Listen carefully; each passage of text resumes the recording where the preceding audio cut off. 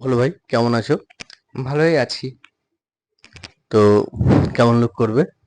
এখন গরমের জন্য চুলটা বড় ছিল তো প্রবলেম হচ্ছিল প্রচন্ড, খুবই প্রবলেম ফেস করতে হয়, তো এখন শর্ট করতে চাই। আচ্ছা, কেমন শট করবে? সাইড দিয়ে একটু মানে শর্ট থাকবে আর আপারটা একটু লং থাকবে হালকা। ওকে, আর কালার করবে? না না, কালার করতে চাই না, নর্মালি। ওকে।